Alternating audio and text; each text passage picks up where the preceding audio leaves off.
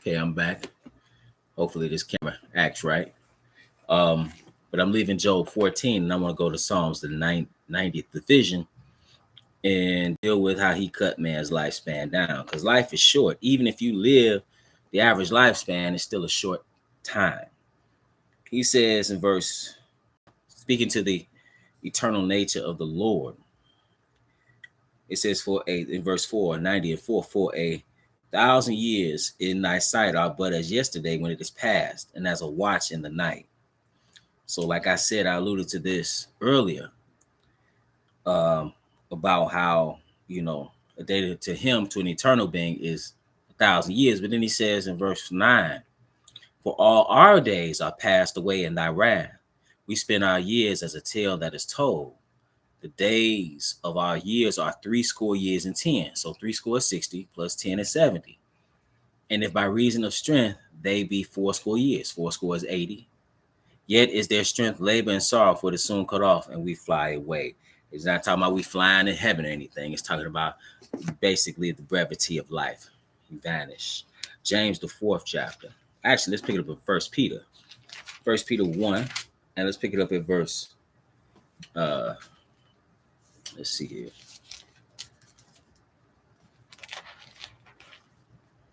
Let's see. Give me 1 second here. Actually, let's go to James.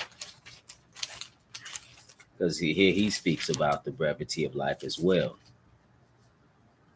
James, the 4th chapter, and verse 14. He says, whereas ye know not what shall be on the morrow. Actually, pick up at verse 13. He says, go to now, ye that say today or tomorrow, we will go into such a city and continue there a year and buy and sell and get gain. Whereas ye know not what shall be on the morrow. For what is your life? It is even a vapor that appeareth for a little time and then vanisheth away. It's just like the man who had all the barns and he was talking about all that he was going to do and had all these plans, and the Lord required his life that night. You have these ideas about what you're going to do tomorrow, having no true power over tomorrow.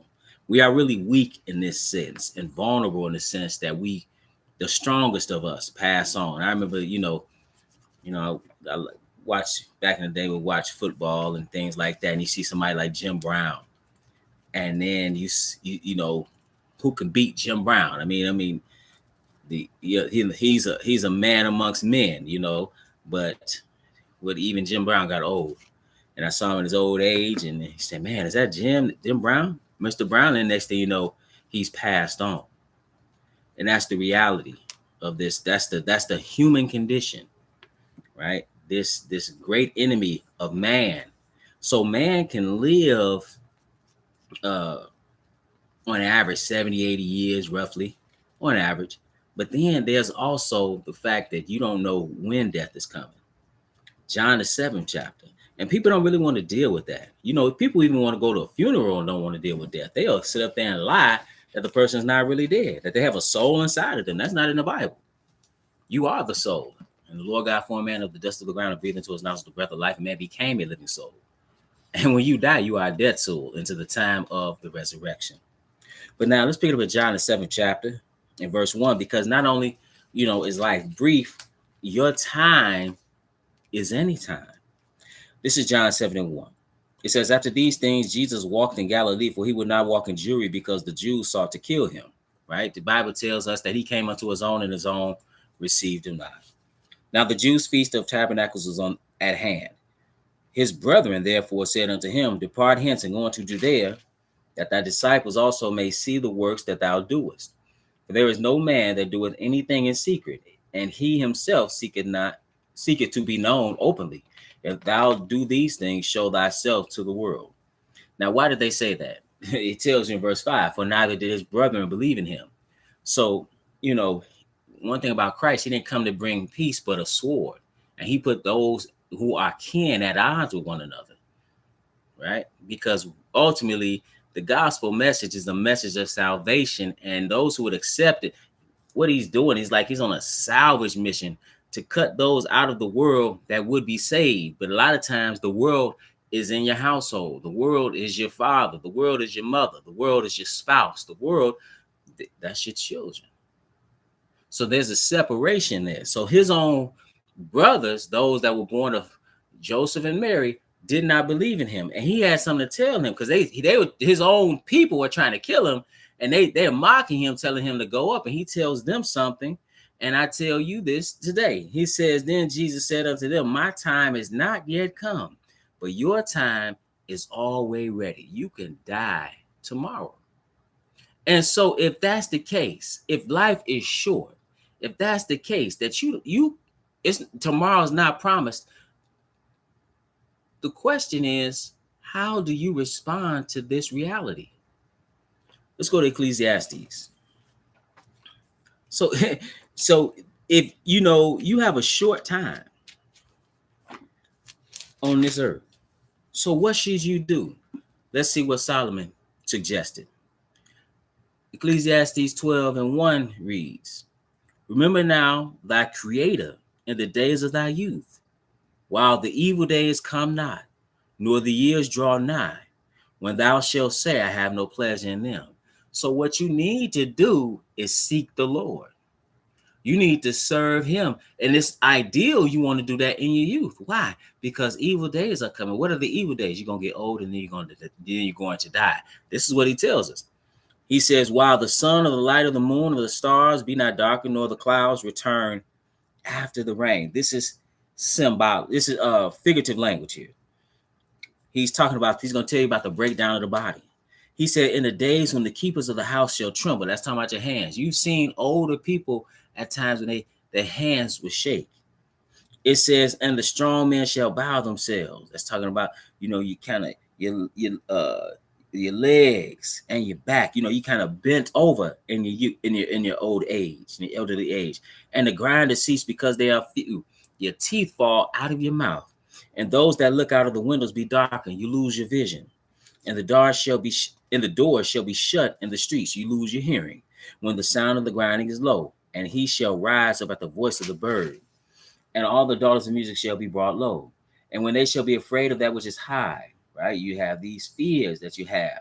And fear shall be in the way. And the almond tree shall flourish. That's talking about gray hair. And the grasshopper shall be a burden. Okay? He says, and desire shall fail. So that even the desire to be intimate is going to leave. He says, because man goeth to his long home, and the mourners go about the streets. The long home is the grave. He says, or ever the silver cord be loosed, or the golden bowl be broken, or the pitcher be broken at the fountain, or the wheel broken at the cistern. He said, then shall the dust return to the earth as it was. From dust thou to the dust shalt thou return. And the spirit shall return unto God who gave it. Now, what spirit is that? That's the breath of life. Just to verify that, let's go to Job 27 so people are not confused. Job, the 27th chapter.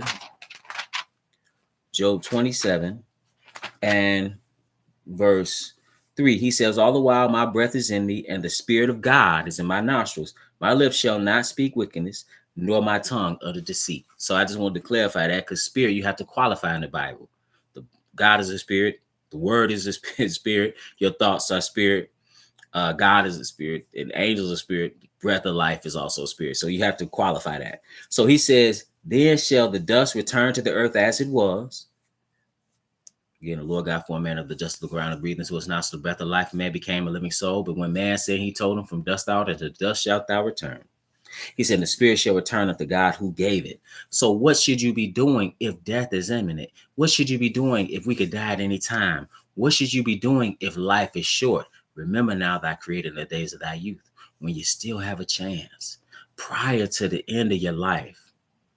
My best friend growing up, when I came into the truth of the word, I shared this with him, and he said something to me. He said, which didn't make sense then, and it doesn't to me, and it doesn't make sense now. He said, yeah, I believe what you're saying is right, but I'm young.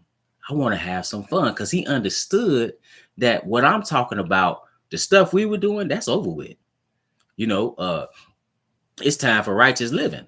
But he said, man, I don't want to do that. I'm young. But I knew having a sister that died when I was 12 years old, and she 5 years younger than me. I knew that children die. Young people die all the time. What tomorrow's not promised. So that's what you need to do. If death is imminent, you need to serve the Lord. And everybody needs to serve the Lord. This is Ecclesiastes, the 12th chapter, verse 13. He said, let us say the conclusion of the whole matter. Fear God and keep his commandments, for this is the whole duty of man. For God shall bring every work into judgment with every secret thing, whether it be good or whether it be evil.